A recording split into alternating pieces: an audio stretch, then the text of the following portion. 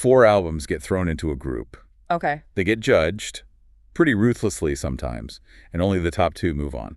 It's all about finding that quote-unquote ultimate champion. And Greenstocks, they're known for having some pretty strong opinions, right? Controversial takes. Oh, definitely. Polarizing is probably a good word. Gets people talking. Okay, so let's dive into the fire then. Group 155, it's actually titled, "The Majority of This Group Needs Some Help."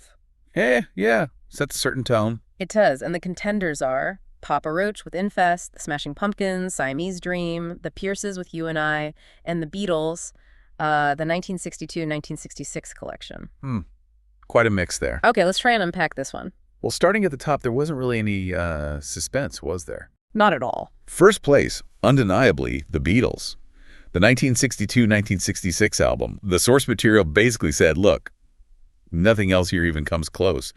Called it truly great stuff. Yeah, and you look at the songs on there. Help, She Loves You. Ticket to Ride. Eleanor Rigby. I mean, it's just groundbreaking pop and rock music. It really defines so much. Absolutely. Gold standard, like you said. Yeah. No arguments there from the source. Okay, so Beatles #1.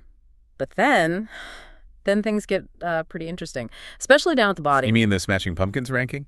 Exactly. Siamese Dream ranked dead last. 4th place. I mean, that's a huge album. You got to ask, like, what possible reason could there be for that? Well, the critique was harsh. The source didn't just say they didn't like it. They called the album fairly dismal overall. Wow. Okay, why? The core issues seemed to be Billy Corgan's voice, described as a bit whiny. Whiny, huh? Yeah, and that it didn't really mesh, with the band's sound, which they admitted was fairly meaty playing. So like a mismatch between the vocals and the music. Seems like it. Almost like the critic just wasn't into that whole early 90s angst thing. They did give a nod to one track, though. Which one? Disarm. They said they liked Disarm. Okay, well, that's something, I guess.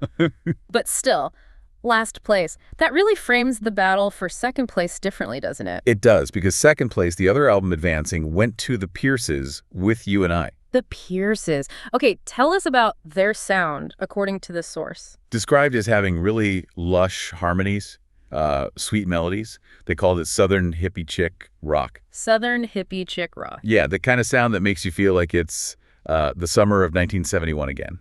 So very focused on classic songwriting and production. Right, which is a pretty stark contrast to who they beat for that second spot. Papa Roach. Yeah. Infest landed in 3rd. And what was the take there? They obviously had that huge hit, Last Resort. For sure.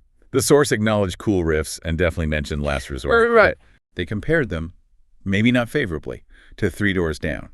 And the big critique was the lyrical content.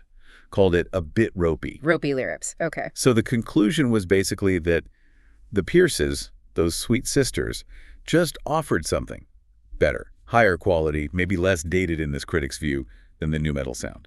So the quality songwriting of the Pierces won out over the riffs of Papa Roach. That seems to be the judgment in this specific album quest, yeah. So the two moving on from Group 155. The Beatles, predictably. And the Pierces. So what does this all really tell us then? I mean, this whole album quest exercise. Well, it really highlights just how incredibly subjective music taste is. Right, totally. Especially when you apply a ranking system like this. A critic's personal aesthetic, what they value, maybe it's timeless pop over something that feels very of its time, like nu metal or lush harmonies over maybe perceived whiny grunge vocals. That personal taste becomes the deciding factor, enough to rank an album like Siamese Dream, which many people see as a classic, untouchable. Dead last.